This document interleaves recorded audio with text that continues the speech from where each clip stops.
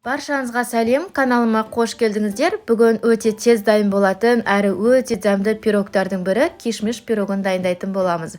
Міндетті түрде осы рецепт бойынша жасап көріңіздер. Дәмі өте ерекше, үлпілдек болып шығады. Менің ең сүйікті пирогтарымның бірі.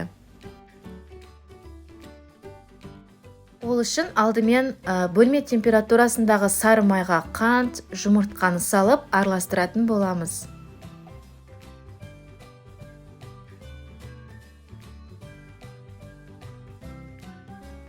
Содан кейін үстіне бөлме температурасындағы жылы айранды құйып араластырамыз.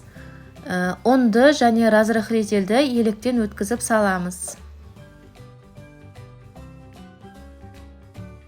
Соңында бөлме температурасындағы жылы сүтті құйып, бір келкі масса болғанша араластырамыз.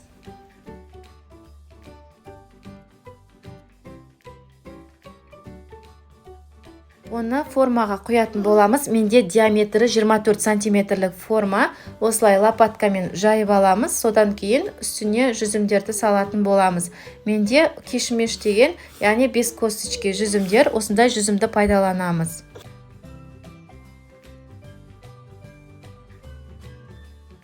Үстіне қалған массамызды құямыз және бетін тегістеп, бетіне тағы да қалған жүзімдерді салып, 180 градуста қызып тұрған пеште шамамен 45 минуттай салып пісіріп алатын боламыз.